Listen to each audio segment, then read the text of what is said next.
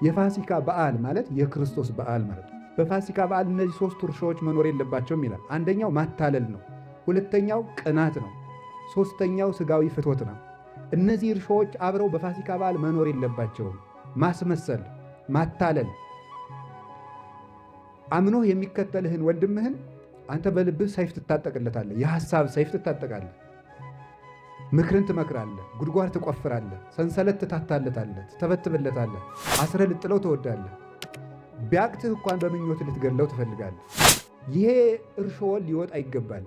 አብረነው እንድንነሳ ትንሣኤን በየዓመቱ እናከብረዋለን እንጂ ክርስቶስ በየዓመቱ እየተነሳ አይደለም። የትንሣኤ በዓል የሚባለው አይነሳም። እኛ ግን መነሳት አለብን ከነበርንበት ሁሉ። ይህንን እንድናደርግ ነው ፋሲካችን። ኢየሱስ ክርስቶስ በታላቅ ኃይል ተነሳ። አንተም ኃይልን ታጥቀህ ተነስ ካለህበት ነገር።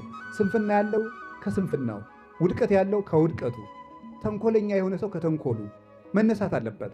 ከዚህ እንድንነሳ ነው ክርስቶስ ተነሳ እያለ እንደወደቁ ተነሳ ማለት ምን ነውጣለሁ። በዓላት የተሰሩበት ዋናው ምክንያት ሰው የእግዚአብሔርን ውለታ እንዳይረሳ፣ አንድ። ሁለተኛ ሰው ከእግዚአብሔር ጋር እንዲገናኝ፣ ሁለት። ሶስተኛ አዲስ ዓመት አዲስ በዓል በመጣ ቁጥር እሱ አዲስ ሰውነት ለመያዝ እንዲችል ነው። አዲስ ሰውነት ካልያዘ ካልተለወጠ አይምሮ በኖረበት የሚኖር ከሆነ ይህ ሰው በዓል አላከበረም። በወር አንድ ቀን እንኳን ታስቡታላችሁ ይሄን ነገር? በወር አንድ ቀን እመቤታችን ድንግል ናት፣ ግን ደግሞ እናት ናት። እንዴት ሊሆን ቻለ ብላችሁ አስባችሁ ታውቃላችሁ? በስመ አብ ወወልድ ወመንፈስ ቅዱስ አሐዱ አምላክ። በስመ አብ ወወልድ ወመንፈስ ቅዱስ አሐዱ አምላክ። በስመ አብ ወወልድ ወመንፈስ ቅዱስ አሐዱ አምላክ። ክርስቶስ ተንሥአ እሙታን አሰሮ ለሰይጣን ሰላም ኮነ። ሕማማችን፣ ሞታችን፣ መከራችንን ተቀብሎ ለእኛ ሰላምን የሰጠን የሰላም አምላክ ኢየሱስ ክርስቶስ ክብርና ምስጋና ለጌትነቱ ይሁን። በመካከላችን ተገኝቶ እንዲያስተምረን ቅዱስ ፈቃዱ ይሁንልን። እንኳን አደረሳችሁ። የምንማማርበት የትምህርታችን ርዕስ የሚሆነው ክርስቶስ ተንሥአ እሙታን በዐቢይ ኃይል ወስልጣን በሚል ርዕስ ነው የምንማማረው። ወደ አማርኛ ስንመልሰው ክርስቶስ በታላቅ ስልጣን ተነሳ የሚል ነው። ቃሉን የተናገረው ቅዱስ ያሬድ ነው። ክርስቶስ ተንሥአ እሙታን በዐቢይ ኃይል ወስልጣን አሰሮ ለሰይጣን አግዓዞ ለአዳም ሰላም ይእዜሰ ኮነ ፍስሐ ወሰላም የሚለውን የተናገረው ቅዱስ ያሬድ በድጓው የፋሲካ ድጓ ላይ የተናገረው ነው ማለት ነው። ፋሲካ ማለት እንደምታውቁት መሻገር፣ ማለፍ ማለት ነው። በዕብራይስጥ ቋንቋ ፔሳህ ይባላል። በእኛ ደግሞ ፋሲካ ይባላል። ፋሲካ ማለት መሻገር፣ ማለፍ ማለት ነው። ፋሲካ ብሂል ማይዶት ብሂል በዘቦቱ አዶነ እሞት ውስተ ሕይወት። ፋሲካ ማለት መሻገር ማለት ነው። በእርሱ ከሞት ወደ ሕይወት ተሸጋግረናልና ይላል ቅዱስ ያሬድ ራሱ ሲናገር። ሊቃውንቱ ነገ ሰኞ በቤተ ክርስቲያን የሚያደርሱት ቃለ እግዚአብሔር ነው። ይሄ ፋሲካ ብሂል ማይዶት ብሂል፣ ፋሲካ ማለት መሻገር ማለት ነው የሚለውን ራሱ ቅዱስ ያሬድ በዜማ እየተረጎመ ይናገራል። ፋሲካ ብሂል ማይዶት ብሂል፣ ፋሲካ ማለት መሻገር ማለት ነው። ለምን ስንለው በዘቦቱ አዶነ እሞት ውስተ ሕይወት፣ በሱ ከሞት ወደ ሕይወት ተሸጋግረናልና ብሎ ይናገራል። ይህን ፋሲካ የሚለውን ቃል ለመጀመሪያ ጊዜ የተናገረው እግዚአብሔር ነው።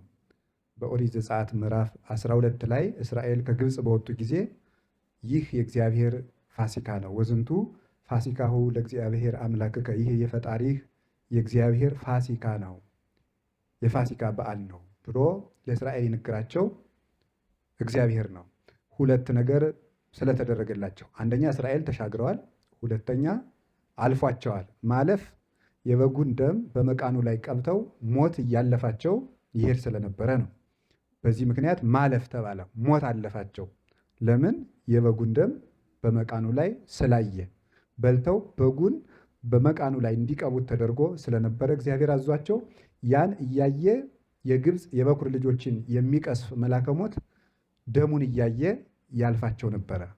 ስለምን ሲባል በዚያ በግ ደም አንጻር መልአከ ሞት የክርስቶስን ደም አሻግሮ ይመለከት ነበርና በአዲስ ኪዳን የሚደረገውን የክርስቶስን ደም በበጉ ደም አንጻር ተመልክቶ ምሳሌውን ራሱ ፈራው ማለት ነው። የበጉን ደም ፈራው ማን?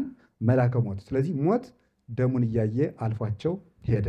በዚህ ማለፍ ተባለ ማለት ነው። አለፋቸው ሞት። ሁለተኛ መሻገር፣ ኤርትራን ተሻግረዋል። ከባርነት ወደ ነፃነት ተሻግረዋል።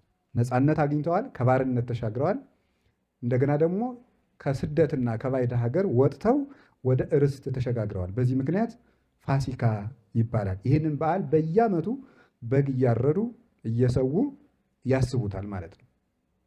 ጌታችን መድኃኒታችን ኢየሱስ ክርስቶስ የጸሎት ሐሙስ ዕለት ማታ ቁርባንን የሰራልን አስቀድሞ የእነሱን የፋሲካ በግ ካረደ በኋላ ነው። ለምን ሲባል የመጨረሻው በግ እርሱ መሆኑን ለማስረዳት ማለት ነው። ስለዚህ አሁን ፋሲካችን ማን ነው ሲባል ኢየሱስ ክርስቶስ ሆነ ማለት ነው። ቅዱስ ዮሐንስ መጥምቅ ዮሐንስ ወንጌል ምዕራፍ 1 ላይ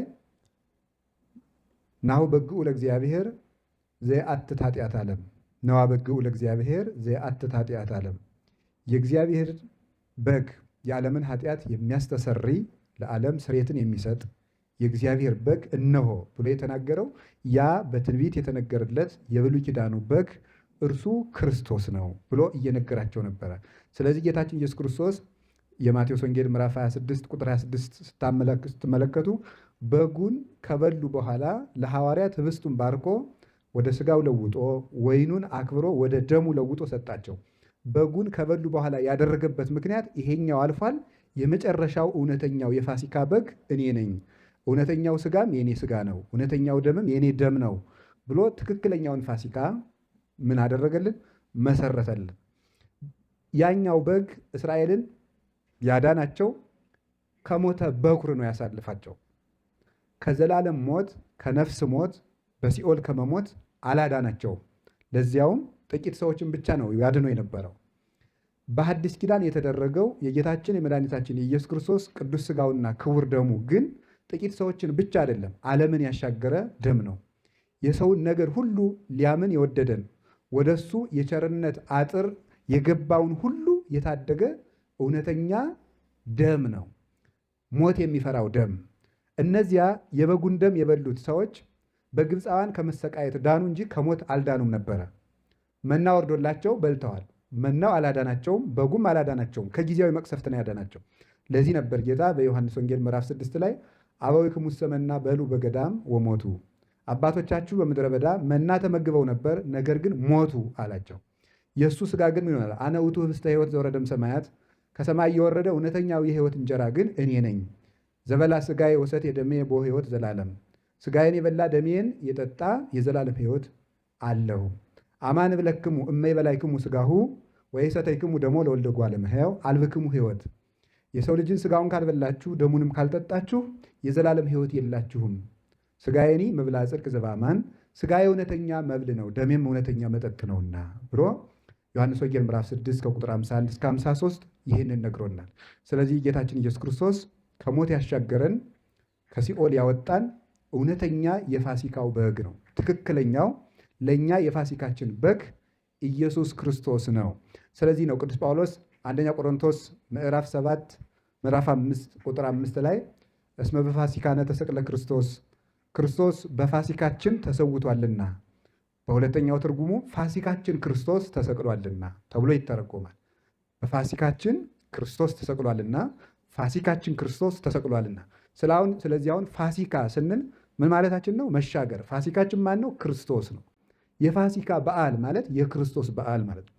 እስራኤል በዓሉን ያከብሩት የነበረው በጉን በመብላት ነው። በጉን ያልበላ ሰው የበዓሉ ተሳታፊ መሆን አይችልም። እኛም የፋሲካን በዓል የምናከብረው ክርስቲያኖች በትክክል ከፋሲካ በዓል ደረሱ የሚባለው የእውነተኛውን የእግዚአብሔር በግ ዓለምን በደሙ ያነጻውን የክርስቶስን ቅዱስ ሥጋውን ክቡር ደሙን የተሳተፉ እንደሆነ እነዚህ ሰዎች በእርግጥም ከፋሲካ ደርሰዋል፣ ከሞት ድነዋል። በመቃኑም ደሙ ታትሞባቸዋል ማለት ነው። መቃን የተባለ የክርስቲያኖች ከንፈራቸው ነው። ደሙ ደግሞ የክርስቶስ ደም ነው። ያንን እያየ ሞት ይፈራዋል ማለት ክርስቲያኖች የክርስቶስን ደም በከንፈራቸው ተቀብለው ያንን ምልክት አጋንንት ባዩ ጊዜ ከክርስቲያኖች ነፍስ መቅረብን ይፈራሉ፣ ይርቋቸዋል። ይሄ ነው ፋሲካችን ኢየሱስ ክርስቶስ። ከግብፅ አይደለም ያዳነን፣ ከሲኦል ነው ያዳነን። ከፈርዖን አይደለም ያዳነን፣ ከዲያብሎስ ነው። ምሕረት ከሌለው ለግዛቱ ወሰን ከሌለው ከዘላለማዊ እሳት ነው ያወጣን። ልጆች ብቻ የዳኑበት ደም አይደለም፣ ዓለም ሁሉ የተቀደሰበት ደም ነው ይሄ ደም። ስለዚህ ይህንን ለማክበር ነው የፋሲካ በዓል። በዓሉ የእግዚአብሔር በዓል ይባላል። ፋሲካ የእግዚአብሔር በዓል ነው። የእግዚአብሔር በዓል የሚባልበት ምክንያት እግዚአብሔር ያንን ማድረጉን በጉን እየበሉ ነበር የሚያከብሩት። እኛም እግዚአብሔር አንድ ሰው ክርስቶስን የማምለኩ የመጨረሻ ምልክቱ የክርስቶስን ሥጋና ደም መቀበሉ ነው። በጉን ሳይበላ አንድ ሰው እግዚአብሔር አባቶቻችን የፋሲካ በዓልን ከግብፅ አውጥቶ እንዲያከብሩ አድርጓቸው ነበር ብሎ ያንን ታሪክ መናገር አይችልም። ማንም እስራኤላዊ ቤተሰብ የሆነ ሁሉ በጉን በልቶ ነው ፋሲካውን የሚያከብረው። እኛም የክርስቶስን ውለታ የምንመሰክረው ምን በማድረግ ነው? ቅዱስ ሥጋውን በመብላት ክቡር ደሙን በመጠጣት ነው። የዚህ ዓለም ውለታና ለክርስቶስ የምንውለው ውለታ የተገላቢጦች ነው። በዚህ ዓለም የምትወዱት ሰው አርዳችሁ እንድታበሉት፣ ጠምቃችሁ እንድታጠጡት ይፈልጋል። ክርስቶስ ግን የፍቅር ምልክት ያደረገው እኛ ሙክት እንድናርድለት፣ ፍሪዳ እንድናርድለት፣ ጠጅ እንድንጠምቅለት አይደለም። የእርሱን ሥጋ እንድንበላ፣ የእርሱን ደም እንድንጠጣ ነው ያደረገን። እንዴት ያለ ፍቅር እንደሆነ ተመልከቱ። የሚቀየመን አላበላችሁኝም ብሎ አይደለም፣ ለምን አልበላችሁኝም ብሎ ነው የሚቀየመው። እኔ ለእናንተ ለማብላት የእናንተን ነፍስ ለማጥገብ ዋጋ ከፈልኩላችሁ። ዓለምን ነፃነት የምሰጠው ፍትህ የምሰጥ አምላክ ስለ እናንተ ስታሰር፣ ስገረፍ፣ ስወድቅ፣ ስነሳ፣ እርኩስ ምራቅ ሲተፋብኝ፣ ለዓለም ክብርን የምሰጥ ስሆን፣ ስናቅ፣ እንደ ተራ ሰው ስቆጠር፣ እንደ በደለኛ ከወንበዴ መሃል ተቆጥሬ ስሰቀል ዋልኩኝ። ይህን አድርጌ የሰጠኋችሁን ሥጋ ስለምን አትቀበሉትም? ይህን አድርጌ የሰጠኋችሁን ደም ስለምን አትቀበሉትም? ይህንንስ እንደ መልካም ዕድል አይታችሁ ለምን በዚህ ደስ አይላችሁም ብሎ በዚህ ይቀየመናል። ሌላ ከኛ የሚሻው ነገር የለም። እንድንበላው፣ እንድንጠጣው፣ እንድንወደው ብቻ ነው የሚፈልገው። እግዚአብሔር ከኛ የሚፈልገው ይህንን ነው። እንግዲህ ሰው ወደ ፋሲካ በዓል ደረሰ የሚባለው ከዚህ ነው። መለወጥ።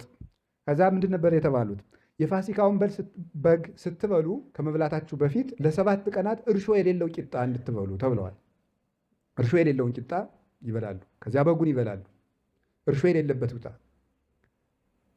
አይተቱ ብውአ እሙስቴትክሙ፣ እርሾውን አስወግዱ፣ አዲስ ቂጣ ብሉ ተብሎ ትእዛዝ ተሰጥቷቸዋል። ከዚያ አዲስ ቂጣ ሲበሉ ሰንብተው በጉን ይበላሉ። እርሾ የተባለ ሰው የፋሲካውን በግ ከመመገቡ አስቀድሞ እርሾ ያለበትን ሆምጣጣ የሰነበተ ቂጣ ወይም እንጀራ እንዳይበላ በእግዚአብሔር ተከልክሏል። በልቡናችሁ የከረመ የሆመጠጠ ቂም፣ ክፋት፣ ክፉ ሐሳብ፣ በተለይም ደግሞ አታላይነት ቅዱስ አትናቴዎስ እንደሚናገረው በፋሲካ በዓል እነዚህ 3 እርሾዎች መኖር የለባቸውም ይላል። አንደኛው ማታለል ነው። ሁለተኛው ቅናት ነው። ሶስተኛው ሥጋዊ ፍትወት ነው። እነዚህ እርሾዎች አብረው በፋሲካ በዓል መኖር የለባቸውም። ማስመሰል፣ ማታለል።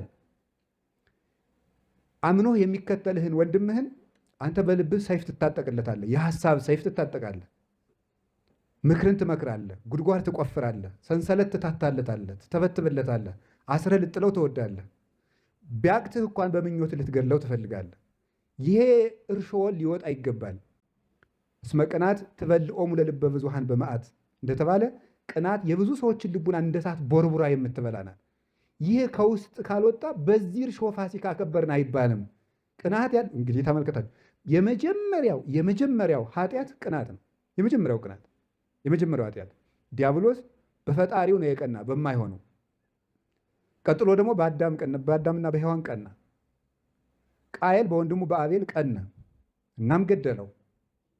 ሳኦል ዳዊትን ምንድን ያደረገበት? ቀናበት። ቅናት ክፉ ኃጢአት ነው። ነፍስን እንደ ምስጥ የሚበላ ኃጢአት ነው። ይሄ ተነቅሎ ሲወጣ አሮጌው እርሾ ወጣ ማለት ነው። እና ማስመሰል፣ በተደራረበ ማንነት መኖር፣ ቤት ዘግተን በምኖርበት በክፍላችን ውስጥ ሌላ ሰው፣ በአደባባይ ከሰው ጋር በምንውልበት ማንነታችን ሌላ ሰው፣ እንደዚህ ያለ እርሾ ወጥቶ መውደቅ አለበት። ማስመሰል፣ ቅናት እና የመጨረሻው ምንድን ነበር? ፍትወት ወይም መጎምጀት። ዘንድሮ ፋሲካ ነው። እስካሁን ስንመኝ ኖረናል። ከዚህ ፋሲካ ጀምሮ ክፉ ምኞቴን እታገሳለሁ ማለት አለበት አንድ ሰው። በዓላት የተሰሩበት ዋናው ምክንያት ሰው የእግዚአብሔርን ውለታ እንዳይረሳ፣ አንድ ሁለተኛ ሰው ከእግዚአብሔር ጋር እንዲገናኝ፣ ሁለት ሶስተኛ አዲስ ዓመት አዲስ በዓል በመጣ ቁጥር እሱ አዲስ ሰውነት ለመያዝ እንዲችል ነው። አዲስ ሰውነት ካልያዘ ካልተለወጠ አይምሮ በኖረበት የሚኖር ከሆነ ይህ ሰው በዓል አላከበረም። ፀሐይ እንደሆነ እንደ ትናንትናው ትወጣለች፣ ሌላ ፀሐይ አልወጣም። ጨረቃ እንደሆነ እንደ ትናንትናው ትወጣለች፣ ሌላ ጨረቃ አልወጣም። ሌላ ኮከብም በዚች ምድር ላይ አልታየም። ሌላ ደመናም አይዞርም። ሌላ ነፋስ አይነፍስም። ሌላ ምድር አልተመሰረተም። ሌላ ሰማይ በዚህ ላይ አልተዘረጋም። ሌላ ሚያዝያ 27 አልመጣም። ያው 12 ሰዓት ያለው ሚያዝያ 27 ነው የመጣው። መለወጥ ነው በዓልን የሚያደርገው መለወጥ፣ ከትናንት ዛሬ መሻል፣ ፈቀቅ ማለት፣ ትናንት ከነበርንበት መውጣት፣ ማሸግሸግ፣ ወደ እግዚአብሔር መኮብለል፣ ከግብፅ 3 ቀን መራቅ ነው። በነፍስ በስጋ እና በደመ ነፍስ መራቅ፣ በደመ ነፍስ በሕያዊት ነፍስና በስጋ። እስራኤል በዓሉን ያከበሩት ከግብፅ የ3 ቀን ጎዳና ተጉዘው ነው። እንደዚህ ያለ ጉዞን ራቅ ብለን ስናከብረው በዓሉ ፋሲካ ይባላል ማለት ነው። ይህንን እንድናደርግ ነው ፋሲካችን ኢየሱስ ክርስቶስ የነገረን። ስለዚህ ፋሲካችን ኢየሱስ ክርስቶስ በታላቅ ኃይል ተነሳ። ፋሲካችን ኢየሱስ ክርስቶስ በታላቅ ኃይል ተነሳ። ለምንድን ነው ይህን በየዓመቱ የምናከብረው? እኛም እንድንነሳ ነው። አብረነው እንድንነሳ ነው። ተንሥኦ አንሥአ ኩሎ ሙታነ፣ እሱ ተነሳ፣ ተነስቶ ሙታንን ሁሉ አስነሳ። አብረነው እንድንነሳ ትንሣኤን በየዓመቱ እናከብረዋለን እንጂ ክርስቶስ በየዓመቱ እየተነሳ አይደለም የትንሣኤ በዓል የሚባለው። አይነሳም። እኛ ግን መነሳት አለብን ከነበርንበት ሁሉ። ይህንን እንድናደርግ ነው ፋሲካችን ኢየሱስ ክርስቶስ በታላቅ ኃይል ተነሳ። አንተም ኃይልን ታጥቀህ ተነስ ካለህበት ነገር። ስንፍና ያለው ከስንፍናው፣ ውድቀት ያለው ከውድቀቱ፣ ተንኮለኛ የሆነ ሰው ከተንኮሉ መነሳት አለበት። ከዚህ እንድንነሳ ነው ክርስቶስ ተነሳ እያልን እንደወደቁ ተነሳ ማለት ምን ለውጥ አለው? ለውጥ አለው እንዴ? እግዚአብሔርማ ድሮውም እኮ በመንበሩ እግዚአብሔር እሰ ይነብር ዲበ መንበሩ ቅዱስ፣ እግዚአብሔር ምንጊዜም ጽኑ ክቡር በሚሆን መንበሩ ጸንቶ ይኖራል። እሱ ምንጊዜም መዊቶ ሀዮ ነው፣ መዊቶ ሕያው። ሙቶ ሳለ ሙቶ ተነሳ። አንድም ብለው ሊቃውንቱ መዊቶ ሕያው፣ ሙቶ ሳለም ሕያው ነው። እሱ እኮ ሙቶ ቆይቶ ኋላ ሕይወት አልተጨመረለትም። እሱ ጥንቱንም ሙቶ እያለ ራሱ ሕያው ነው። ሞተ በስጋ ወሐይወ በመንፈስ ያለው ይህንን ነው ቅዱስ ጴጥሮስ አንደኛ ጴጥሮስ ምዕራፍ 3 ቁጥር 17 ላይ። በስጋ ሞተ በመለኮት ግን ሕያው ነው። ለሱ ትንሣኤ የሚጨምርለት ነገር የለም። ተነሳ ተብሎ የሚነገርለት ለእኛ ትንሣኤን ለማስተማር ነው። ተነሱ፣ ውድቀት ይብቃችሁ ለማለት ነው። በታላቅ ኃይል ተነሳ። ይሄ ኃይል ምንድን ነው? ይሄ ነግሬያችሁ ትምህርቴን እቋጨዋለሁ። ክርስቶስ የተነሳበት ኃይል የጌትነቱ ኃይል ነው። የጌትነቱ ኃይል፣ የአምላክነቱ ክብር፣ ይህ ኃይል ይባላል። ክርስቶስ ሲጸነስ በኃይል ነው የተጸነሰው። ያንን ነው በትንሣኤ የደገመው። ሲጸነስ በኃይል ነው የጸነሰው። ብዙ ልጆችን የወለደች እናት ብትኖር ወደዚያች እናት ማኅፀን ገብቶ መልሶ መጸነስ እንኳን አይቻልም። እርሱ ግን ወደ ታተመችው ድንግል ገብቶ በማኅፀኗ ተወሰነ። ይሄ ኃይል ነው። ለዚህ ነው እመቤታችን አብይ ውእቱ ስብሐተ ድንግልናኪ ኦ ማርያም ድንግል ፍጽምት፣ በድንጋሌ ሥጋ በድንጋሌ ነፍስ ፍጽምት የምትሆኝ እመቤታችን በክብረ ወሊድ ላይ የተሰጠሽ ክብረ ድንግልና አብይ ነው፣ ገናና ነው፣ ብዙ ነው የምንላት ኃይል ነው። የእሷ ድንግልና ኃይል አገኘ፣ ኃይል ሰጠው፣ እንደታተመ እንድትጸንስ አደረጋት። ስለዚህ ያ ምን ተባለ? ኃይል ይባላል። አምላክ ሰው የሆነበት ምስጢር ኃይል ነው። ሲጸነስ ወደ በጆሮዋ በእምነቷ በኩል እምነቷን በር አድርጎ የገባበት ምስጢር እርሱ ኃይል ነበረ። በማኅፀኗ ገብቶ ሰው አምላክ ሲሆን፣ አምላክ ሰው ሲሆን ይህ ኃይል ነው። አምላክ ሰው መሆኑ ኃይል ነው። ኃያሉ በደካማ ሥጋ መወሰኑ ማደሩ ይህ ትዕግስት ኃይል ነው። እስኪ አንድ ጥያቄ ልጠይቃችሁ። እናንተን አሁን በጠባብ የሆነ ነገር ብቋጥራችሁ መቀመጥ ትችላላችሁ? ትችላላችሁ? በአቅማዳ ለምሳሌ በጠባብ ነገር ለምሳሌው እግዚአብሔር ይቅር ይበለኝ፣ በጠባብ ነገር ውስጥ ከትቼ ብዘጋው ምን ትሆናላችሁ? ይቻላል አይቻልም? እሱ እንዴት ነው በጠባብ ማህፀን ግን መኖር የቻለው? ኃይል ነው ያየው። 9 ወር ከ5 ቀን መኖር የቻለው ምኑ ነው? ስፉ ነው። አንተ ካደግክ በኋላ በጠባብ ነገሩ ለቁመት በሚመጥን አካል ነው እንጂ በጠባብ አካል ውስጥ መኖር አትችልም። እርሱ ግን ይችላል። ታገሰ ለተጸንሶ ያለለት ቅዱስ ቄርሎስ ይህንን ነው። ለመጸነስ ታገሰ አለ። ይህ ለሱ ነው። ዘሰማይ ወምድር ዘኢያገምሮ ይጸበቦ ማህፀነ ድንግል ያለው ቅዱስ ቄርሎስ ይህንን ነው። ሰማይና ምድር የማይችሉትን የድንግል ማርያም ማህፀን ግን አልጠበበውም ይላል። ማህፀኗን አልለወጠም፣ እንድትሰፋ አላደረጋትም። ከርሰ ድንግል አብ ወተለዓለም ሰረገላ ኪሩቤል፣ የእመቤታችን ማህፀን ኪሩቤል ከሚሸከሙት ሰረገላ ይልቅ ከፍ ከፍ አለ። ወተሰባህም ሱራፌል፣ ሱራፌል ከሚያጥሉት መንበርም ይልቅ ተመሰገነ ከበረ ይላል። እናቱ ከሰማይ ከምድር ይልቅ ሰፋች፣ ግን አካሏ አልተለወጥም። ተመልከቱ፣ አጭር ቁመቷን እንደያዘች እሱ በማህፀኗ ተወሰነ። ይህንን ማድረግ የሚችል ኃያል መለኮት ብቻ ነው። ፍጡር አምላክ ሆነ። ይደክም የነበረ ይሞት የነበረ ይራብ የነበረ ይጠማ የነበረ ይህ ሥጋ መለኮት ስለተዋህደው ሕይወትን የሚያድል ዕውራንን የሚያበራ የታሰሩትን የሚፈታቸው ዲዳዎችን የሚያናግራቸው ሙታንን የሚቀሰቅሳቸው እንደ እንቅልፍ ጎባጣዎችን የሚያቀናቸው ኃይልን የታጠቀ ሆነ። ሥጋ አምላክ የሆነበት ምስጢር እርሱ ኃይል ነው። ልብ በሉ፣ መጸነሱ በእመቤታችን ማኅፀን ማደሩ ኃይል ነው። ተዋህዶ ኃይል ነው። በድንግልና መወለዱ እንደገና ደግሞ ኃይል ነው። ድንግልናዋን ሳይለውጥ መወለዱ ይሄ ለሰው አይምሮ ላለው ሰው ሁሉ ሰው ወደ ማድነቅ ሲገባ ነው ክርስትና ገባው የሚባለው። የማያደንቅ ሰው ክርስትና ውስጥ የለም። ዝም ብሎ ይመላለሳል፣ ይሄዳል። ሁሉ ነገር የመንግስተ ሰማያት መስፈርት ሆኖ ጨርሰነዋል። ለአንዳንዶቻችን ክርስትና ስራ ነው፣ ለአንዳንዶቻችን ደግሞ መስፈርት ነው። ለቄስ ብዙ ጊዜ ስራ እየሆነ መጥቷል። ስራው ስለሆነበት ይቀድሳል። በቃ አይገባው ምን እንደሚያደርግ። ለዲያቆንም እንደዚያው፣ ለመርጌታውም እንደዚያው ስራው ነው፣ ስራውን ይወጣል። እዚያ ውስጥ ክርስቶስ ይኑርበት አይኖርበት ግድ አይሰጠው። ዝም ብሎ ሄዶ ሸክሙን ተሸክሞ ወስዶ ጥሎ በረጅሙ መተንፈስ ስለማልችል ነው፣ ስጋው ደግሞ ስለተቀበልኩ ሸክሙን ጥሎ ብሎ እንደሚያርፍ ሰው በቃ ስራውን ተወጥቶ ይተኛል። ስራ ነዋ። ለብዙ ሰው ደግሞ መስፈርት ነው። የሚቆርበው ካልቀረብኩ ጥሩ አይደለም ብሎ ነው። ፍቅር ደምቆት ገብቶት እግዚአብሔር ርቦት እግዚአብሔር ጠምቶት የክርስቶስ ፍቅርን አጓጉቶት የሚቀበል የለም። ጸሎቱም ግዴታ ነው፣ መስፈርት ነው። ካልጸለይኩ አጉል ነው፣ አጋንንት ይጫወቱብታል፣ እግዚአብሔር አካሌን ሰጥቶ ባላመሰገነው ይቀየመኛል ብለን ለመስፈርት ነው የምንጸለየው። የክርስቲያን መስፈርትን ለማሟላት ማለት ነው። ልክ እንደ ዩኒፎርም ማለት ነው። ክርስትና ፍቅር መሆኑ ቀርቷል ማለት ነው። መወደዱ ጠፍቶለታል። ይሄንን የሚያመጣል ምንድን ነው? ማድነቅ ነው። እመቤታችንን በደንብ ልናደንቃት ይገባል። ለምን? እንዴት ነው ወለደች? ድንግል ናት። ይህ ምንድን ነው? እስቲ እግዚአብሔር ይህን አስባችሁ ታውቃላችሁ? በወር አንድ ቀን እንኳን ታስቡታላችሁ? ይሄን ነገር በወር አንድ ቀን እመቤታችን ድንግል ናት፣ ግን ደግሞ እናት ናት። እንዴት ሊሆን ቻለ ብላችሁ አስባችሁ ታውቃላችሁ? ይህ ኃይል ነው እግዚአብሔር ያደረገው በድንግልና። እሱ ሁሉን ስለሚችል የእናቱን ድንግልና ሳይለውጥ ተወለደ። በሚያስተምር ጊዜ ኃይሉን ገልጧል። ሲፈተን ኃይሉን ገለጠ። አሁን ደግሞ ሲያስተምር ኃይሉን ይገልጣል። ምን እያለ? ሰማዕክሙ ዘተብህለ ለቀደምትክሙ፣ ለቀደሙ አባቶቻችሁ እንዲህ እንደተባለ ሰምታችኋል። አንሰ እብለክሙ፣ እኔ ግን እላችኋለሁ ይላል። እኔ እላችኋለሁ ማለት ምን ማለት ነው? በቀደሙ ነቢያት እግዚአብሔር እንዲህ ብሎ ነበር፣ እግዚአብሔር እንዲህ ብሏል፣ እግዚአብሔር እንዲህ ብሏል እየተባለ ትምህርት ሲሰጥ ሰምታችኋል። መልእክተኛ እንደመሆናቸው ነቢያቱ የመልእክተኛ ትምህርት አስተምረዋችኋል።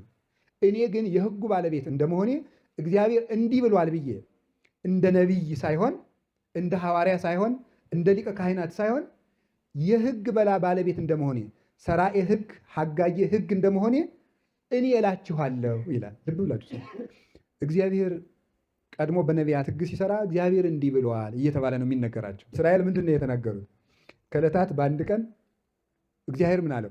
ሕዝቡ እንዲያምኑህ ወደ ተራራ ዛሃቸው ውጣ አለው። ይዟቸው ወጣ።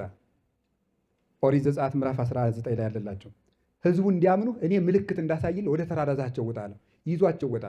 በዚያቸው ወጥቶ ከተራራው ላይ እግዚአብሔር በደመና በጉም በጢስ በእሳት በነጋሪት ድምፅ እያናወፀ ተነጋገራቸው።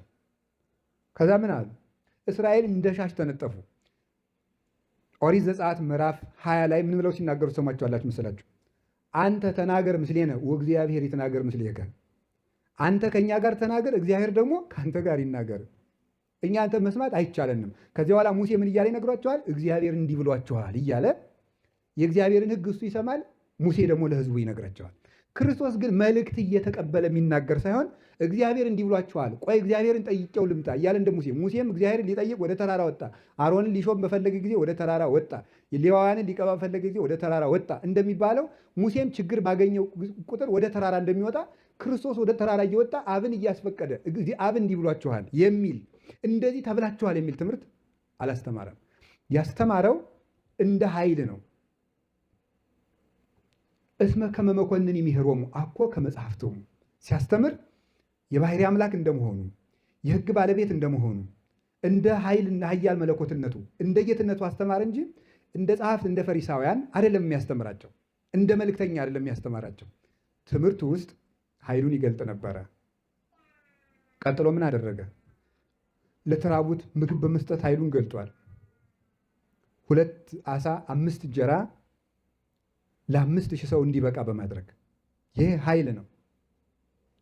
ሰዎች በልቡናቸው ያሰቡትን ሳይጠይቅ በማወቅ ኃይሉን ይገልጥ ነበር። በእውቀት እይፈቅድ ይንግርብ ወግዕዞ ለሰብእ እስመ ለሊሁ ያአምሮ ለሰብእ። የሰውን ፈቃዱን ሊነግሩት አይሻም፣ ሰውን እርሱ ያውቀዋል እንጂ ተብሎ ዮሐንስ ወንጌል ምዕራፍ 2 ቁጥር 33 ላይ እንደተጻፈ ሰውን ሁሉ ራሱ ይመረምረው ነበረ።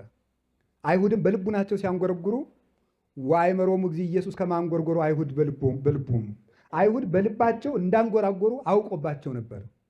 ስለምን ታንጎራጎራላችሁም ይላቸውም ነበረ። ልብን ሳይመረምር ሳይጠይቅ ያውቅ ነበረ። ይህ ኃይሉ ነው። በእውቀት በኩል ኃይሉን አሳየ። በመግቦት በኩል ኃይሉን አሳየ። ፍጥረታትን በመግዛት ኃይሉን አሳየ። ባህር ታዘዘችው፣ ነፋሳት ታዘዙት። ሞገዱን ዝም በላለው ዝም አለ።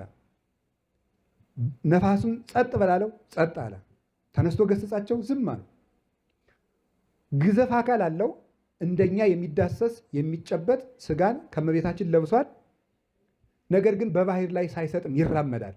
ባህር መለኮቱን አከበረች፣ እንደ ጌትነቱ አዘዛት። አጋንንት አስፈቀዱት። ከሰው ውጡ አላቸው። እንኳን ከሰው በአውሬ ላይም እንኳን ያላንተም ፈቃድ ማደር አይቻለንም ብለው ደግሞ አጋንንት ፈሩት፣ ተንቀጠቀጡት፣ ጌትነቱንም አወቁ። ኦ ክርስቶስ ወልደ እግዚአብሔር ሕያው አይመርኩከ ከመ መኑ አንተ ኢታጥፋኒ ዘእንበለ ይብጽሕ ጊዜ። የሕያው እግዚአብሔር ልጅ ክርስቶስ ሆይ አንተ ማን እንደሆንክ አውቄሃለሁ፣ ጊዜ ሳይደርስ እንዳታጠፋኝ እለምንሃለሁ። አጋንንትን በማውጣት በእግዚአብሔር ስም ውጡ እያለ ሳይሆን ውጣ ጻ መንፈስ ርኩስ እያለ በፈቃዱ አዘዛቸው። በሁሉ ስልጣኑን ገለጠ። እጁ ፈውስ ነው። ቃሉ ፈውስ ነበረ። እጁ ፈውስ ነበረ። ዳሶ ፈወሰው እውር የነበረውን። ቃሉ ፈውስ ነበር። እፈቅድ ንጻ፣ ከለምጽህ ንጻ ብሎ በቃሉ ተናገረው። በቃሉ ነጻ። ልብሱ ፈውስ ነበር። ዳሰሰችው፣ ተፈወሰ። ሁለንተናው ፈውስ ነበረ። ይህም ሁሉ እያደረገ አስተማረ። መጨረሻ ላይ ሲያዝ ኃይሉን ገለጠ። በተያዘ ጊዜ ኃይሉን ገለጠ። ይገርማችኋል። ሰዎች ክርስቶስ ሞተ የሚለውን እንጂ የሚሰሙ ይሄን ኃይሉን ልብ ብለው አያውቁም። በዓለም ያሉ ሰዎች ሁሉ አምላክ እንዴት ይሞታል እንዴት ይታመማል እንጂ ይሄን አያዩ። ሊይዙት አይሁድ ጎመድ ይዘው መጡ። መብራት ይዘው ሰራዊት ሰብስበው ይሁዳ በሙሉ ተሰብስቦ ሰው ይዞ መጡ። ምንድን ነው ያለ ጌታ? ይሁዳና የአይሁድ ሰራዊት እየመጡ እንደሆነ ባወቀ ጊዜ ምንድን ነው ያለው? ተንስኡ ንሁርም ዜ እስመ በጽሐ ዘያገባእኒ፣ እኔን የሚያስይዘኝ ሰው ቀርቧልና ተነሱ ከዚህ እንሂድ አለ። እንደመጣ ማንም አልነገረውም። ይሁዳ እንደተቃረበ ሲያውቅ ከሚጸልይበት የአትክልት ቦታ ወጥቶ ሄደ። ይህ ኃይል ነው። ሊይዙት ቀረብ ባለ ጊዜ መናህ ታስሱ፣ ማንን ትፈልጋላችሁ አላቸው። ኢየሱስ ናዝራዊ፣ የናዝሬቱን ኢየሱስን እንፈልጋለን አሉት። አነ ውእቱ፣ እኔ ነኝ አላቸው። እኔ ነኝ ሲላቸው ወደ ኋላቸው ተፍገምግመው ወደቁ ይላል ዮሐንስ ወንጌል ምዕራፍ 18 ላይ። ምን ማለት ይመስላችኋል? ልብ ብላችሁ ስሙ። ሊይዙት መጥተዋል። ብቻውን የቆመ ሰው ነው። ሰይፍ አልታጠቀም። በትር እንኳን የለውም። ወታደር አላደራጀም። የሰበሰባቸው ሰዎች ሁሉ ደካማ ድሃ፣ ቀድሞም በሰውነት ያልበረቱ አሳ እያጠመዱ የዚያችን ርጋፊ ሽጠው ለውጦ የሚበሉ ድሆች ናቸው። ኋላም ከእሱ ጋር የገብስ እሸት እንኳን የሚከለከልባቸው ድሃ ሆነው የኖሩ ሐዋርያት ናቸው። ምንም የላቸውም፣ ረዳት የለውም፣ ብቻውን የቆመ ነው። ግን እኔ ነኝ ሲላቸው እርግፍ ብሎ ያውሉ ሰራዊት ወደቀ። ለምን? ፈልጌ ነው የምሞት እንጂ በግድ አትገሉኝም ነው። አሁን እዚህ ላይ ኃይሉን ገለጠላቸው። ሲያዝም ኃይሉን ገልጦ ነው የተያዘ፣ ዝም ብሎ አልተያዘም። በኦሪት ዘሌዋውያን ላይ ምዕራፍ 11 ላይ ምን የሚል ስርዓት ተሰርቷል? የሚበሉ እንስሳትና የማይበሉ እንስሳት ተለይተው ተሰጥተውናል።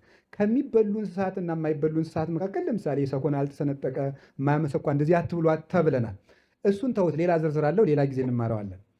የፈለግኩት አንድ ደግሞ ልንበላቸው ከተፈቀዱት እንስሳት ውስጥም ታንቆ የሞተውን እንዳንበላ ተከልክለናል። ለምሳሌ ፍየል ከጋጡ ታንቆ ሙቶ ቢያደር አይበላም። በግ፣ በሬ፣ ሌላም ነገር ታንቆ። እነዚህ በግ፣ ፍየል፣ ላይም፣ ወይፈን የማን ምሳሌዎች ናቸው? የክርስቶስ ምሳሌዎች ናቸው። ታንቆ የሞተውን አትብላ ማለት ምን ማለት መሰላችሁ? ትርጉሙ ስጋውን ደግሞ ስትቀበል ክርስቶስ በግድ የሞተ ነው አትበል ማለት ነው። ይሄ ፍትሕ ስጋዊ ፍትሐ ነገሥት አንቀጽ 22 ላይ ይሄ ተዘርዝሯል። አንቀጸ መባሊት ላይ የአንቀጽ 23 ይቅርታ፣ አንቀጽ 23 ላይ የመብል አንቀጽ ነው። ስለምንበላውና ስለምንጠጣው ነገር በተዘረዘረበት ታንቆ የሞተውን አትብላ ማለት ክርስቶስ በግድ የሞተ ነው አትበል። አቅም አጥቶ በግድ ተይዞ የሞተ አይደለም፣ ወዶ የሞተ ነው። ስለዚህ ምንድን ነው ያለው? ጌታን እንዲህ ነው ያለው፣ አባ አይልፍ አለ ዛቲ ጽዋ ብኔ፣ አባት ወይ ይችን ጽዋ ከኔ ያሳልፋት አለው። ምንድን ነው ያለው? ነገር ግን መልሶ ይቺ ጽዋ ከኔ ወባይቱ በጻይቁ ወመጻይቅዋ ለዛቲ ሰዓት፣ ነገር ግን ለዚች ሰዓት ሰው ሆኛለሁ ነበር ያለው። አባ አይለፋ ለዛቲ ጽዋ ምኔ ወባይቱ መጻይቁ በጻይቅዋ ለዛቲ ሰዓት፣ ነገር ግን የመጣሁት ለዚችው ሰዓት ነው፣ መከራውን ለመቀበል ነው። ፈቃድ ዚአከ ለይኩን፣ የኔ ፈቃድ ከአንተ ፈቃድ ልዩ ሆኖ ያንተ ፈቃድ ከኔ ፈቃድ ከአንተ ልዩ ሆኖ ያንተ ፈቃድ ቀርቶ የኔ ፈቃድ ይሁን የምል አይደለሁም። ፈቃዳችን አንድ ነውና ያ ፈቃዳችን ተደርጎ ልሙት ብሎ በኃይል ወዶ ተያዘ። የተያዘ ወዶ ነው። ልብ ብላችሁ ስሙ። ጌታችን መድኃኒታችን ኢየሱስ ክርስቶስ ታሰረ። ታስሮ ከጲላጦስ ፊት ተከሶ ክሶቹ በሙሉ ተነበቡ። እግዚአብሔር ያሳያችሁ። ስለ ክስህ መልስ ስትባለ አንድ አልመለሰም። ዝምታው በራሱ ኃይል ነበር። ስለ ክሱ አንድ መልስ አልመለሰም። ግን ጲላጦስ ምንድን ነው ያለው? እኔ ምንም በደል አላገኘሁበትም። የጌታችን ኢየሱስ ክርስቶስ ዝምታው ኃይል ሆኖ ምስክሮቹን ሳያስተባብል በቃል ሳይሟገት ማስተባበያ ሳያቀርብ በዝምታው ብቻ የአይሁድን ክስ ፉርሽ አደረገው። ይሄ ኃይል ነው፣ የዝምታው ኃይል። ወዘይነብብ ጽድቀ በልቡ የሚባለው ስለዚህ ነው። እግዚአብሔር በልቡ እውነትን የሚናገር ሕሊናው ምክሩ በራሱ ይሟገታል፣ ይሰራል። የእግዚአብሔር ቃል ሰይፍ ነው የተባለ ለዚህ ነው። ወይበልዕ እምኩሉ ሰይፍ ዘክልኤአፉሁ ዕብራውያን ምዕራፍ 4 ቁጥር 12 ላይ የእግዚአብሔር ቃል ከተሳለ ሁለት አፍ ካለው ሰይፍ ሁሉ ይልቅ ይበልጣል። ወይፈልጥ ነፍስተ እመሌሊት ስጋን ነፍስን ከስጋ ስጋን ከህዋሳቱ አጥንትን ከጅማቱ መለየት የሚችል ነው። ስለዚህ የጌታችን ኢየሱስ ክርስቶስ ቃልነቱ በጲላጦስ እውነትን አስመሰከረ። ሳይናገር ነው ያስመሰከረው። አሁን ገረፉት፣ ደበደቡ፣ የሚፈልጉትን ነገር ሁሉ አደረጉ። ይህንን አድርገው ከፈጸሙ በኋላ ሰቀሉት። በሚሰቅሉት ጊዜ ኃይሉን ገለጠ። ምን አድርጎ ነው ኃይሉን የገለጠ? ሌላ ሰው የሚያየው ምንድን ነው? አሁን እምነት የሌለው ሰው እየደከመ ኤሎሄ ኤሎሄ ሲል ተጠማው ሲል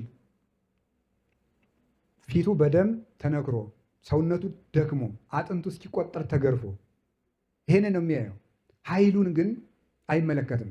ምን ኃይል አደረገ? ወሶበ ይቀውም ታድለቀልቅ ምድር ብሏል ዕንባቆም፣ ትንቢተ ዕንባቆም ምዕራፍ 3 ላይ እሱ በቆመ ጊዜ ምድር ትነዋወጣለች ብሏል። እሱ በቆመ ጊዜ ምድር ትነዋወጣለች። በቆመ ጊዜ ማለት ምን ማለት ነው? በመስቀል ላይ ቆሞ በተሰቀለ ጊዜ ምድር ትነዋወጣለች፣ ትፈራዋለች። እግዚአብሔር ነግሰ ትትሐሰይ ምድር ወይ ታሰያ ደመናት ብዙሃት ደመና ወቆባር አውዱ ፍት ወርድት ተድላ መንበሩ እሳት የሐውር ቅድሜሁ ነድ የአግቶሙ ለጸላይቱ አስተርአየ መባርቅቲሁ ለዓለም ርደት ዋድለቅለቀት ምድር ያለው ቅዱስ ዳዊት ይህንን ነው። እግዚአብሔር ነገሰ፣ ምድር ደስ ይላታል። አይሁድን የሚያስጨንቅበት ቆባረ መቅሰፍት፣ ደመና መቅሰፍት በፊቱ አለ። ፍትሕና ቅንነት የዙፋኑ ምቹ ምንጣፎቹ ናቸው። በፊቱ እሳት ይሄዳል፣ ጠላቶችንም እሳት ይከባቸዋል። መብረቁ ተገለጠ ጌትነቱ፣ ምድርም ተነዋወፀች። ይሄንን ያደረገ መቼ ነው? ሲሰቀል። ምድር ተነዋወጠች፣ ፈራቸው። ዕንባቆም ቀጥሎ ይሄን ይናገራል። ፈለግሰ ይሰጥቃለ ምድር ይላል። ከአንተ የሚፈሰው ደም ይሰጥቃለ ምድር፣ አለቱን ይሰነጥቀዋል። ደሙ ጠብ ሲልባት ያንን መለኮት የተዋሃደውን ደም መሸከም ስለማትችል አለት ተሰነጠቀች፣ መቃብራት ሁሉ ተከፈቱ። ይሄ ኃይል ነው ምድርን ያነዋወጻት። የቤተ መቅደስ መጋረጃ ከሁለት ተከፈተች፣ ተቀደደ። ሰማይ ሁሉ ለሱ መገዛቱን ገለጠ። ፀሐይም ጨለመች እንደምታውቁት፣ ጨረቃ ደም ለበሰች፣ ከዋክብትም ረገፉ። አሁን ደግሞ ሰማይን ኃይሉን እንዲመሰክር አደረገው፣ ምድርም ኃይሉን እንድትመሰክር አደረገ። መቅደስ ኃይሉን እንዲመሰክር አደረገ። መዓልትና ሌሊት ዚአከ ውእቱ መዓልት ወዚአከ ይእቲ ሌሊት፣ መዓልትና ሌሊት ያንተ ገንዘቦች ናቸው ብሎት ነበር ዳዊት። ቀኑ ያንተ ነው፣ ሌሊቱም ያንተ ነው። ቀንና ሌሊት የኔ ነው፣ ዕድሜያችሁም የኔ ነው ብሎ ኃይሉን ገለጠ። ቀኑ ተከፈለ። እስከ 6 ሰዓት ድረስ ቀን ሆነ። እስከ 9 ሰዓት ድረስ ጨለመ። እስከ ምሽት 11 ሰዓት ድረስ ደግሞ ምን ሆነ? ቀን ሆነ። ከፈለው ቀኑን። ቀን ታዘዘው፣ ሌሊትም ታዘዘችው። ለክርስቶስ ያልታዘዘ አንድ ነገርስ እንኳ የለም። በታምረ ኢየሱስ በትውፊት እንደተጻፈ የአይሁድ ሰይፋቸው እንኳን ሂደው ለሱ ሰግደውለታል። አረ በጥንቁልናው ለቱ ስብሐት ይሄን አደረገ ብለው ለጲላጦስ ሲነግሩት እስኪ መልሳችሁ ሞክሩት ተብሎ እንደገና የበዙ ሰይፎች ከእግሩ ሰግደውለታል። ሊይዙት የመጡት ሰዎች ሰይፎቹ እየሄዱ ከእግሩ ስር ይሰግዱ ነበረ። በሞቱ ኃይሉን ገለጠ። ነፍሱን ከስጋው በስልጣኑ ለየ። ከዚህ መጨረሻ ላይ ተቀበረ። ያን ጊዜ 3 መዓልት 3 ሌሊት በከርሰ መቃብር አደረ። እዚያ ውስጥ ኃይሉን እየገለጠ ነበር። ልክ በዮናስ ኃይሉን እንደገለጠ ወከመ ነበረ ዮናስ ውስተ ከርሰ አንበሪ ሰሉሰ ዕለታተ ወሰሉሰ ለያሌየ ከማሁ ሀለወ ለወልደ እጓለ እመሕያው ይንበር ውስተ ከርሰ ምድር ሰሉሰ ዕለታተ ወሰሉሰ ለያሌየ። ዮናስ በአሳ አንበሪ ሆድ ውስጥ 3 ቀንና 3 ሌሊት እንደቆየ እንደዚሁ የሰው ልጅ በምድር ልብ ውስጥ 3 ቀንና 3 ሌሊት ይቆያል እንዳለ ተቀበረ። በአዲስ መቃብር በሽቱ በበፍታ በከርቤ አድርገው ዮሴፍና ኒቆዲሞስ ቀበሩት። እነሳለሁ ሲል ሰምተነዋልና ደግሞ ሐሰትን እንዳያደርግ ጠባቂዎችን እንሹም አሉ። መጀመሪያ 50 60 ሰው የሚያነሳው ደንጊያ ከመቃብሩ አፍ ገጠሙበት። 50 60 ሰው የሚያነሳው ድንጋይ። ቀጥሎ ደግሞ ምን አደረጉ? ሮማውያን ወታደሮችን መርጠው ጠባቂ አቆሙበት። እነዚህ 2 ነገሮች ለትንሣኤው ኃይል ማስረጃ ናቸው። ለምሳሌ ደንጊያ ባይገጥሙበት ኖሮ፣ የገጠሙት ድንጋይ ደግሞ ትልቅ ባይሆን ኖሮ ትንሣኤው እውነት መሆኑ ያጠራጥር ነበር። ወታደሮችን በጠባቂነት ባይሾሙ ኖሮ ትንሣኤው እውነት መሆኑ ያጠራጥር ነበር። ማኅተም አትመውበታል። ከዛ ድንጋይ ወስደው ገጠሙት። ጌታችን ኢየሱስ ክርስቶስ በመንፈቀ ሌሊት ተነሳ። ድንጋዩን የሚያነሳለት አላስፈለገው፣ ራሱ ተነሳ። እንደተገጠመ ድንጋዩን የተነሳው። በኋላ ድንጋዩን ያንከባለለው ማን ነው? መልአኩ ነው። ያ ድንጋይ የሚያስቀረው አይደለም። ተነሳ። አይሁድ መጡና ያ ሰው እንዴት ሆነ ብለው ወታደሮችን ጠይቋቸው። አይ የለም ተነስተዋል አሉ። አይ በሉ እናንተ ደቀ መዛሙርቱ ሰርቀው ወስደውታል በሉ፣ ለእናንተ ብዙ ወርቅና ብር እንሰጣችኋለን አሏቸው። ብዙ ወርቅና ብር እንሰጣችኋለን፣ ሰርቀው ወስደውታል በሉ አሏቸው። ከጲላጦስ ፊት ሂደው ከሰሱ። የማቴዎስ ወንጌል ምዕራፍ 28 ሙሉ ታሪኩን ይነግራቸዋል። ሄደው ሲከሱ ምስክሮቹ ተጠሩ። ጲላጦስ እግዚአብሔር መንፈስ ቅዱስ በልቡ አመልክቶታልና በትውፊት እንደሚነገረው ደግሞ ጌታ በመንፈቀ ሌሊት በራእይ ተገልጦ ተነስቻለሁ ብሎ ነግሮታልና ምን አደረገ? ምስክሮችን ከፈልና ለየብቻ ጠየቃቸው። አንዱ ተጠየቀ፣ ምን ሆነ ያ ሰው? ደቀ መዛሙርቱ መጥተው ሰርቀው ወስደውታል። ሁለተኛ ዮሴፍና ኒቆዲሞስ ሰርቀው ወስደውታል። ሶስተኛ ተኝቼ ነበር አላየሁም ብለው ተከፈሉ። ወኮነ ነገርክሙ ዝርወ ወዝርዙረ፣ ነገራችሁ እነሆ የተበታተነ ሆነ አላቸው። ይሄ ምንን ያስረዳችኋል? መቃብሩ ታትሟል። 12ቱ ደቀ መዛሙርቱ ሰርቀው ወሰዱት ተብሎ ነበር የተከሰሰው። 12 ሰዎች ድንጋዩን ማንሳት አይችሉም ነበረ። ምክንያቱም ድንጋዩ 50-60 ሰው የሚያነሳው ድንጋይ ነው የገጠሙት። ስለዚህ ይሄ ውድቅ ይሆናል ማለት ነው። ምስክርነታቸው ውሸት ነው። አንድ ሁለተኛ ደግሞ እነዚህ ደቀ መዛሙርት በቁሙ እያለ እንኳን ፈርተው ጥለውት ተበትነዋል። ሲሞት ጥለውት የተበተኑት በእነሱ ላይ አንድ ማስፈራሪያ ሳይደርስባቸው እሱ ነው የተገረፈ፣ እሱ ነው የተሰቀለ እንጂ እነሱን የነካቸው የለም። ግን ፈርተው የተበተኑ መቃብሩን የነካ ሰው እንደሚፈረድበትና እንደሚቀጣ እያወቁ ወደ መቃብሩ ደፍረው ሊመጡ አይቻላቸውም። ይሄ ልብ ጉልበት አያገኙትም። ይህም ስህተት ነው። ሶስተኛ እንደዚያ ያደረገ የተሰጠውን አደራ ያልጠበቀ ሮማዊ ወታደር የሚቀጣው በስቅላት ሞት ነው። ልብ ብላችሁ ስሙ። የሚቀጣው በምን ሞት ነው? በስቅላት ሞት ነው የሚቀጣው። ያ ማለት ምን ማለት ነው? እነዚህ ሰዎች ደቀ መዛሙርቱ ሰርቀው ወስደውታል ካሉ ያንን ሰው በማስወሰዳቸው በበነገው የሚጠብቃቸው ሞት ምን አይነት ሞት ነው? የስቅላት ሞት ከሆነ እንዲወስዱት ይፈቅዱላቸዋል? አይፈቅዱላቸውም? አይፈቅዱላቸውም። ምክንያቱም ሞት እነሱ እንደሚጠብቃቸው ያውቃሉና። ቢተኙስ ምን ይጠበቅባቸዋል? አሁን አንድ ሰው እችን ነገር ጠብቅ፣ ሌባ ቢወስዳት ነገ አንተን ሰቅዬ ነው የምገልህ ቢል እንቅልፍ ይወስዳቸዋል? ሊወስዳቸው አይችልም። ስለዚህ እነዚህ ሰዎች አልተኙምም አልሰደዱትምም። ቅዱስ ዮሐንስ አፈወርቅ ደግሞ እንደሚናገረው ተኝተህ ከነበርክ ደቀ መዛሙርቱ እንደሰረቁት በምን አወቅህ ይላል።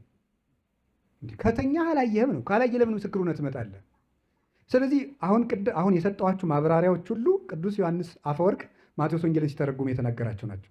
የድንጋዩ ከባድነት፣ የወታደሮቹ የስቅላት ሞት የሚጠብቃቸው መሆኑ፣ ሐዋርያት ቀድሞ እንኳን የፈሩ እንኳን ከሞተ በኋላ በቁሙ እንኳን ጥለውት የሮጡ መሆናቸውን ያብራራው ቅዱስ ዮሐንስ አፈወርቅ ነው። ስለዚህ እንግዲያው ጌታችን መድኃኒታችን ኢየሱስ ክርስቶስ የተነሳው በኃይሉ ነው፣ በስልጣኑ ነው የተነሳው። እንኳንም ወጥ ጠባቂ አስቀመጡ፣ እንኳንም ማኅተም አተሙበት፣ እንኳንም ድንጋይ ገጠሙት። እነዚህን ሁሉ አሸንፎ በመነሳቱ እርሱ ኃያል ቅዱስ እግዚአብሔር መሆኑን አስረዳ። በኋላ ለደቀ መዛሙርቱና ለሴቶቹ ኃይልን ገለጠ። እግዚአብሔር ያሳያችሁ። አድከመ ቀስተ ኃያላን አቅነቶም ኃይለ ለድኩማን ትላለች ሐና ስትጸልይ አንደኛ ሳሙኤል ምዕራፍ 2 ላይ እግዚአብሔር የኃያላንን ቀስት አደከመ ለደካሞችም ኃይልን አስታጠቃቸው ይላል ትላለች። ልብ በሉ፣ እግዚአብሔር ያሳያችሁ። ኃያላኑ ወታደሮች ደክመዋል። ምንስ ሊያደርጉ ኑሯል? አንዳች ነገር ሲነሳ ማድረግ አልተቻላቸውም። ፈርተዋል። ቀስት ይዘዋል፣ ሰይፍ ይዘዋል። በዘመኑ አለ የተባለውን የጦር መሳሪያ ሁሉ ይዘዋል። ሴቶቹ ግን ምንም ነገር አልያዙም። የክርስቶስን ፍቅር ብቻ ነው ይዘው የሄዱት። እነዚህ ሴቶች ከጉድጓዱ ሳይፈሩ መንፈቀ ሌሊት ተገኝተው ነበረ። ይሄ የትንሣኤው ኃይል ነው። ተመልከቱ። ወንዶቹ በተፈጥሮ ፍርሃት ለማን ነው የሚሰጠው? ለሴት ነው። ለምንድነው ለሴት የሚሰጠው? ርኅራኄ ስላላቸው ነው። ርኅራኄ ስላላቸው ፈሪዎች ናቸው፣ ድንጉጥ ናቸው። እንግዲህ 12 ወንዶች ጥለው ሩጠዋል። ብቻዋን ግን ማርያም መግደላዊት ብቻዋን በጨለማው መቃብሩ መታ ነበረ። እንዘ አዲሁ ጽልመት፣ ገና ሳይነጋ በጨለማው መታ ነበረ። ስለዚህ ለደካሞቹ ኃይልን ሰጣቸው። የትንሣኤው ኃይል ለእነዚያ ሴቶች ጉልበትን ሰጠ። እነዚያ ሴቶች የሚወክሉት በነገራችን ላይ የክርስቲያኖችን ነፍሳትና ቤተክርስቲያን ነው የሚወክሉት። በኋላ ለሐዋርያት፣ ቀጥሎ ለሐዋርያውያን አበው፣ በኋላ ለሰማዕታት ኃይል የሰጣቸው ይህ የትንሣኤው ኃይል ነው። ልብ ብላችሁ ስሙ።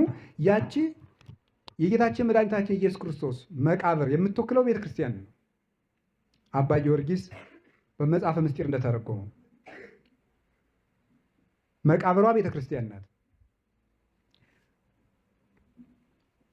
ጴጥሮስና ዮሐንስ፣ ዮሴፍና ኒቆዲሞስ፣ ሚካኤልና ገብርኤል ወይም ሁለት ነጫጭ የለበሱ መላእክት እና ደግሞ ማን ነበረ? ሴቶቹ ነበሩ። ጴጥሮስና ዮሐንስ ጳጳስና ሊቀ ጳጳስን የሚወክሉ ናቸው። ዮሴፍና ኒቆዲሞስ ገባሬ ሰናይ ቄስንና ንፍቅ ቄስን የሚወክሉ ናቸው። በቅዳሴ ጊዜ የሚቀድሱትን ሁለቱ ነጫጭ የለበሱ መላእክት ዲያቆንና ንፍቅ ዲያቆንን የሚወክሉ ናቸው። ሴቶቹ አጠቃላይ የክርስቲያኖችን ነፍስ የሚወክሉ ናቸው። በሴት መመሰላቸው ክርስቲያኖች የክርስቶስ ሙሽራ ስለሆኑ ነው። መቃብሩ የክርስቲያኖችን ምን ያመለክታል? መልሶ ልቡናቸውን፣ ሰውነታቸውን ነው የሚያመለክተው። ክርስቶስ የክርስቲያኖችን ሆድ መቃብር አድርጎ በስጋው በደሙ እንቀበለዋለንና፣ ስለዚህ ለቤተ ክርስቲያን የሰጠው ኃይል እነዚያ ሴቶች በዚያ ጨለማ ሮማውያን የማይራሩ ወታደሮች ባሉበት የሄዱት በትንሣኤው ኃይል ነው ማለት ሰማዕታት ያን ሁሉ የመከራ ዘመን ያለፉት በትንሣኤው ኃይል ነበር ማለት ነው። የትንሣኤው ኃይል ሴቶችን ከጉልበት በላይ ያደረጋቸው። የትንሣኤው ኃይል ቤተ ክርስቲያንን ከጉልበት ሁሉ በላይ አድርጓታል። ከነ አውሬሊዮስ፣ ከነ ድምጥያኖስ፣ ከነ ዲዮቅልጥያኖስ፣ ከነ ትራጃን፣ ከነዚህ ሁሉ ጉልበት ሁሉ በላይ አደረገላት ቤተ ክርስቲያን ሳትዋጋ በሽቱ ብቻ ነው። የሮም ወታደሮች በሰይፍ ሴቶቹ በሽቱ ማለት ነው። ሽቱ ክርስቶስን የምንመስልበት ምግባር ነው። ቅዱስ ጳውሎስ አንደኛ ቆሮንቶስ ምዕራፍ 2 ቁጥር 15 ላይ እስመ መዓዛሁ ለክርስቶስ ነህነ፣ እኛ የክርስቶስ መዓዛ ነን። የክርስቶስ ማለት በትርጓሜ ሲተረጎም ልብስ በመዓዛው እንዲታወቅ እኛ የክርስቶስ መታወቂያዎቹ ነን ብለው ይተረጉሙታል አባቶቻችን። ስለዚህ ሽቱ ይዘው መገኘታቸው የክርስቶስን መዓዛ፣ ያነጋገራቸው መዓዛ፣ የኖሯቸው መዓዛ፣ የምህረታቸው መዓዛ፣ ኑሯቸው ሁሉ ክርስቶስን የሚመስሉ ነፍሳት ናቸው። እነዚህ ሴቶቹ ሽቱ ብቻ ይዘው ተገኙ። ሮማውያን ምን ይዘው ተገኙ? ሰይፍ ይዘው ተገኙ። ሴቶቹ መልአክ አይተው ተመለሱ። ሮማውያን ሀፍረት ይገንዩ ቅድሜሁ ኢትዮጵያ ወጸላይቱሰ ሐመደ ይቀምሁ የሚባለውን ቅዱስ ያሬድ አምጥቶ በመዝሙር እንዲባል ለፋሲካ የሰራው ለዚህ ነው። ኢትዮጵያ በፊቱ ይገዛሉ፣ ጠላቶች ግን አመድ ይቅማሉ የተባለው ይሄ ነው።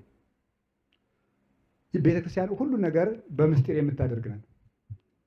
እናንተ ስለማትሰሙት ግዕዙ ስለማይሰማ ግዕዝ ለሚል ሰውም ላይሰማ የሚችል ይሆናል እንጂ መዝሙር ላይ በጸናጽል እየመጣ ይገንዩ፣ አሁን የትንሣኤ ዕለት ይገንዩ ቅድሜሁ ኢትዮጵያ ምን ያገባዋል? ነፍሳትን የሚወክል ነው። ስለዚህ ነፍሳት ሽቱ ይዘው ብቻ ክርስቶስን መምሰልን ብቻ ይዘው ቤተክርስቲያን ይመጣሉ። ዲያብሎስ ደግሞ ሰይፍ ይዞ ይጠብቃል ቤተክርስቲያን ውስጥ። ጠላቶቹ ሀፍረት ይከናንባሉ። አንደበታቸው ዲዳ ይሆናል።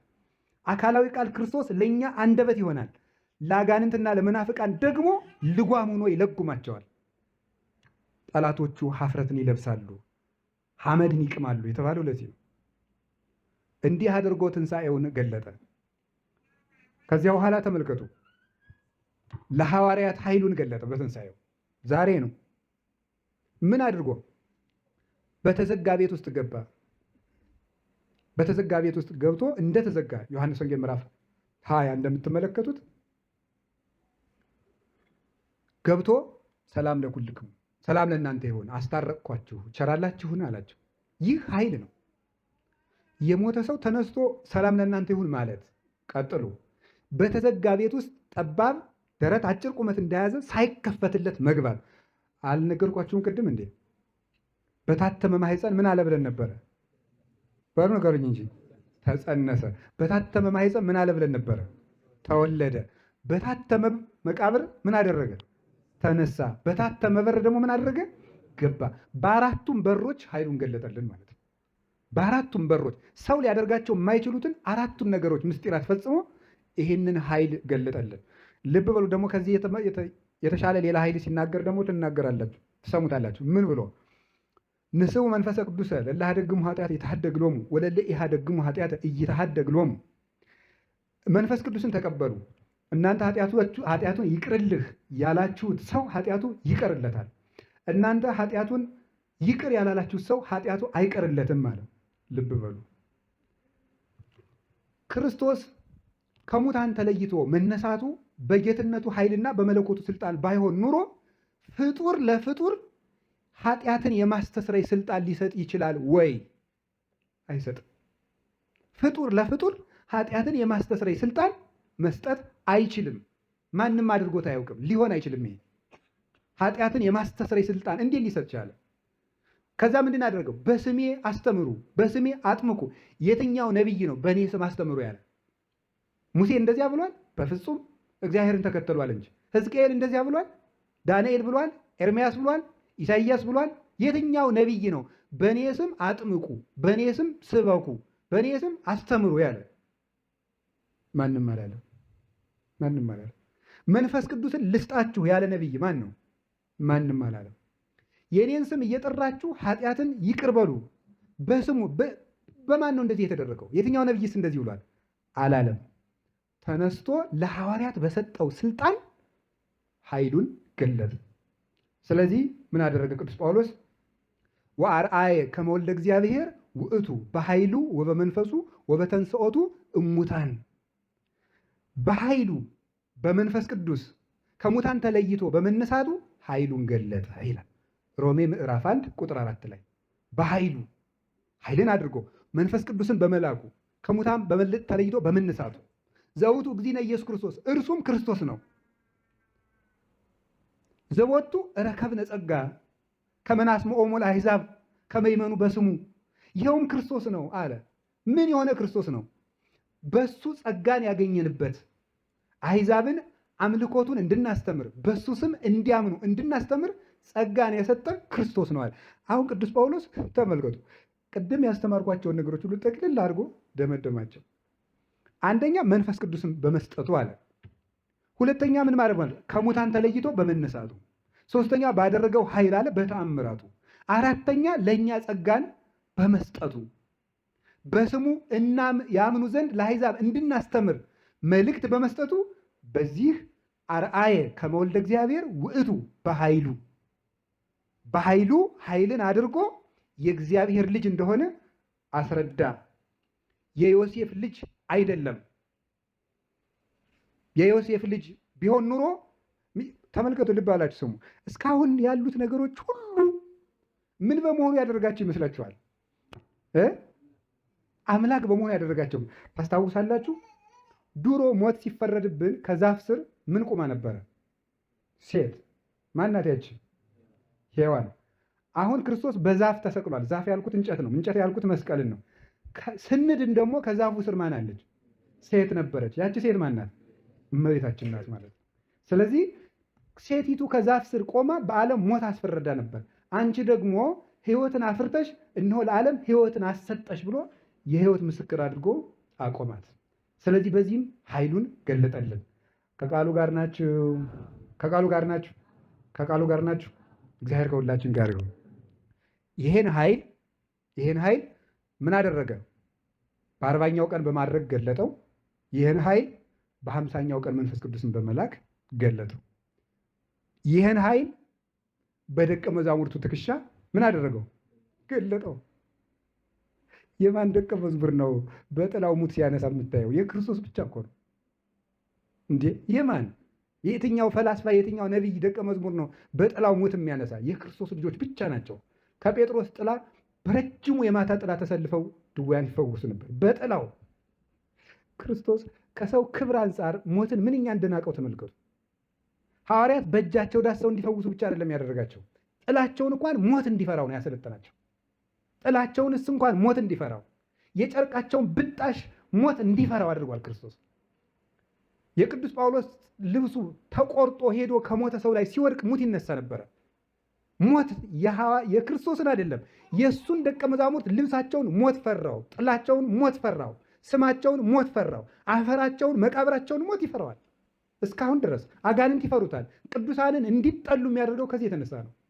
12 ሐዋርያትስ እንደ ዛሬው እኮ ድምፅ ማጉያ የለም፣ መኪና የለም፣ አውሮፕላን የለም፣ መርከብ የለም፣ ስልክም የለም፣ ፖስታም የለም፣ ቴሌግራምም የለም። 12 ሰው በምን ሰብከው ነው ዓለምን ያዳረሱት? የትንሣኤው ኃይል ነው። የትንሣኤው ኃይል 12 ሰዎች ለዓለም እንዲበቁ አደረጋቸው። እንዴት ሊበቃ ቻለ? በምን አርትዖተ ልሳን ተናገሩ? እነዚህ ሰዎች ደግሞ ከተማሩ ሰዎች ወገን አልነበሩም። ከየት ነው የነበሩት? ገጠር። የገጠር ሰው በምንድን ነው የሚታወቀው? ባነጋገሩ አይደል? ያቺ ሴት አንተ ከዚህ ሰው ጋር አልነበርክም ስትለው ቅዱስ ጴጥሮስ ምንድን ነው ኧረ አይደለሁም ሲል ምንድን ነው ያለችው? ቃልከ ያዕውቀከ፣ አነጋገርህ የገጠር ሰው መሆንህን ታስታውቃለህ። የገጠር የእስራኤላውያን ናቸው የከተማ ሰው የሚለያቸው። በዘመኑ ይሰጥ የነበረውን የግሪክ አርትዖተ ልሳን የነ ሶቅራጥስና የነ ሊባኖስ ፍልስፍናን የተማሩ አይደሉም። እንዴት ነው በዚያ ወልዳፋ አንደበት አስተምረው የደረሱት? በዚያውም ላይ እኮ ሽማግሌዎች ናቸው ብዙዎቹ። ቅዱስ ጴጥሮስን ብትወስዱት የ55 ዓመት ሽማግሌ ነው። እንዴት ነው ይሄ ሰው ሰፊቱን ሀገር ሮምን ሰብኮ ያዳረሳል? የትንሣኤው ኃይል ነበረ ይህን ሁሉ ያደረገ። ክርስቶስ እንግዲህ መጨረሻ ላይ በቤተ ክርስቲያን ኃይሉን ይገልጣል። ቅድም ነግሬያቸዋለሁ፣ መሀል ላይ አምጥቼው ነበረ። በቤተ ክርስቲያን ኃይሉን የሚገልጠው ምንድን ነው? ቤተ ክርስቲያን ከአሕዛብ መከራ ሁሉ በላይ በመሆኗ ወይክልዋ አናቅጸ ሲኦል አንቀልቅሎተዋ ማሰኖታ፣ የገሃነም ደጆች ሁሉ ሊያነዋውጧት አይችሉም። ወደ ቤተ ክርስቲያን የሚጋረጠው መከራ ሁሉ ቤተ ክርስቲያንን ባለማጥፋቱ የትንሣኤው ኃይል ቤተ ክርስቲያንን በመጠበቁ በእርግጥም ክርስቶስ ተነስቷል። የሙት ቤተ ክርስቲያን ሞት ይጨርሰዋል እንጂ ሞትን አያሸንፍም። ይቺ ቤተ ክርስቲያን ግን በደም ተሰብካ ደምን የምታደርቅ፣ በእንባ ተሰብካ እንባን የምታደርቅ፣ ታመው ሰብከዋት ድዊ የሚፈወስባት ቤተ ክርስቲያን ናት። እንደዚህ ቻለች ቤተ ክርስቲያን በምን ልትመጣ? በትንሣኤው ኃይል። እንግዲህ መጨረሻ ላይ ሲመጣም በኃይል ይመጣል። መጀመሪያም በኃይል ወረደ፣ በኃይል ኖረ፣ በኃይል ይመጣል። እንዲህ ብሎ ዋመ ይመጽእ ወልደ እጓለ እመሕያው በስብሐተ አቡሁ ወመላእክቲሁ ቅዱሳን ምስሊሁ አሚሃ ይነብር ዲበ መንበረ ስብሐቲሁ። ያን ጊዜ የሰው ልጅ በአባቱ ጌትነት በመጣ ጊዜ ቅዱሳን መላእክትም ከእሱ ጋር በመጡ ጊዜ በጌትነቱ ዙፋን ይቀመጣል። የማቴዎስ ወንጌል ምዕራፍ 25 ቁጥር 31 ላይ በኃይል ነው የሚመጣው። ያን ጊዜ እግዚአብሔር እሰ ባሉኝ ወአምላክነሂ እሳት ቅድሜሁ። እግዚአብሔር እንግዲህ ግልጽ ሆኖ በጌትነቱ ይመጣል። ፈጣሪያችንም ዝም አይልም። ምንድን አለ? በፊቱም እሳት ይነዳል። ይሄንን ፍርዱንና ጌትነቱን መጥቶ ይመጣል። መብረቅን እያብለጨለጨ ሰማይና ምድርን እያናወጠ ይሄ ንጉሥ ነኝ ንግሥት ነኝ እያለ በዙፋን ሲቀልድ የነበረውን ሁሉ እንደ በግ በልቡናው ሐሳብ ጥቅሻ ብቻ በግራና በቀኝ እየለየ ያቆመዋል። ሲመጣም በጌትነቱ ይመጣል። ዓለምንም በጌትነቱ ያሳልፋል። በኃይል መጣ፣ በኃይል ኖረ፣ በኃይል ፈቅዶ ሞተ፣ በኃይሉ ተነሳ፣ በኃይል ደቀ መዛሙርቱን ላከ፣ በኃይል መንፈስ ቅዱስን ላከልን፣ በኃይል ታምራትን አደረገ፣ በኃይል ቤተክርስቲያንን ጠበቀ፣ በኃይል ምን አደረገ? ይመጣል። በኃይሉ ሰማይና ምድርን ጠቅልሎ ይኖራል። አንተ አቅደም ከሳረሮት አለ ምድር ወግብረ ደዊ ከማንቱ ሰማያት እማንቱሰ ይታጎላ ወአንተሰ ትሄሉ ማማቲከኒ እያለቅ። አቤቱ አንተ ከጥንት ምድር መሰረት፣ ሰማይና ምድርም የእጅ ስራዎች ናቸው። እነሱ ይጠፋሉ፣ አንተ ግን ትኖራለህ። መንግስትህም ለዘላለሙ አያልፍም። መንግስቱ ዘላለም ኢየሱስ ክርስቶስ ሰማያዊት ለምትሆን ኃይሉና መንግስቱ ክብር ምስጋና ይገባው። በሕማማት ሲሰገድ ምን እያል ነበር የምንሰግደው? ለከ ኃይል ክብር ወስብሐት ወእዘዝ እስከ ለዓለም አማኑኤል አምላኬ። ፈጣሪ ኢየሱስ ክርስቶስ ለአንተ ኃይልና ጌትነት ምን ይባል ነው? ይገባል። ደከምክ ብለን፣ ተራብክ ብለን፣ ተጠማህ ብለን፣ ሞትክ ብለን፣ ታሰርክ ብለን፣ ቆሰልክ ብለን ሕማማትን ብናስበው አንተ ኃይል ያለህ ጌታ ነህ። በሕማማቱም ኃይሉን ስናስብ ነው የሰነበት ነው። በትንሣኤም ክርስቶስ ተንሥአ እሙታን ደካማ ልጆቹን ኃይል ያድለን። ወስብሐት ለእግዚአብሔር። ይቆየን።